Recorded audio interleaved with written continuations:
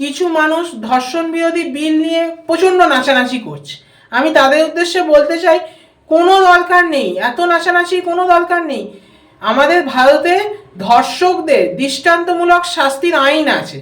আমাদের দেশে দরকার কি জানেন, যে কোনো ক্রাইম সিনে কোনো প্রভাবশালী বা কোনো সরকারি আধিকারিক সেখানকার গুরুত্বপূর্ণ এভিডেন্সের সাথে ট্যাম্পারিং করার যেন সুযোগ না পায়। যদি সে সেই কাজ করে থাকে তার দৃষ্টান্তমূলক শাস্তির একটা বিল আনা দরকার বা আইন প্রণয়ন করার দরকার। এইটাই দরকার, আর কিচ্ছু দরকার নেই। আমার মনে হয় না এরকম কোনো আইন আছে বলে, যদি থাকতো তাহলে আর প্রভাবশালী বা কোনো সরকারি আধিকারিক এইসব এভিডেন্সের সাথে ট্যাম্পারিং করার সাহস বা সুযোগ পেত না।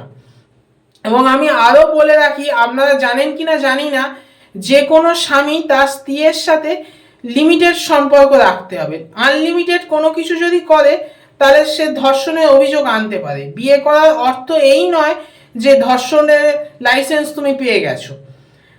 এরকমও হয়েছে বা বিভিন্ন কেসে দেখা গেছে, যদি কোনো স্ত্রী তার স্বামী বিরুদ্ধে ধর্ষণের যদি থানায় এফআইআর করে যদি কোর্টে প্রমাণ করতে পারে, তার স্বামী দৃষ্টান্তমূলক শাস্তি হতে পারে। ফলে আমাদের দেশে সেই আইন আছে। দরকার শুধুমাত্র এইটা, এভিডেন্সের সাথে কেউ যেন ট্যাম্পারিং করার সুযোগ না পায়।